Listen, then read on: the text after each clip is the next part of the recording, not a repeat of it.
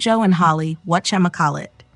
In the heart of a valley where rivers sang and hills rolled with wildflowers, there stood a village of merriment. It was a place where the air smelled of bread, roasted meat, and foaming ale, where music never slept and lanterns burned long into the night.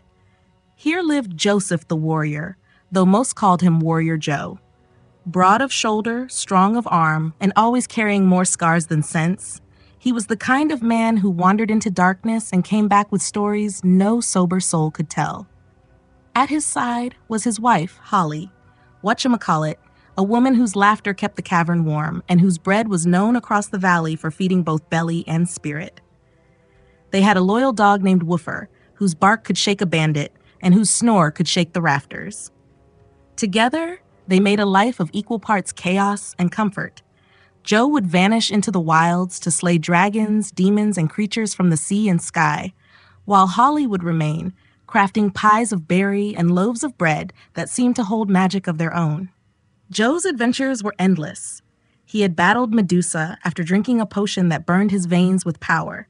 He had fought ethereal guardians who wielded orbs of light, puzzles of riddles, and labyrinths bent on bending the mind.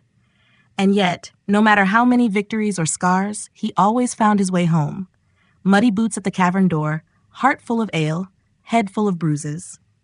There, Holly would meet him with bread still warm, pies cooling on the ledge, and enough ale to wash the taste of dragon ash from his throat. They would feast, laugh, and argue over whether the tale Joe told was real or simply another ale-born exaggeration.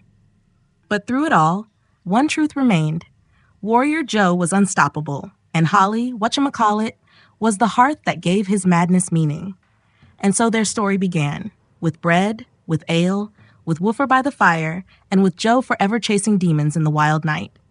Do you want me to keep this as a lighthearted medieval comedy, like a tavern tale people tell about Joe, or more of a serious fantasy epic with big arcs and battles?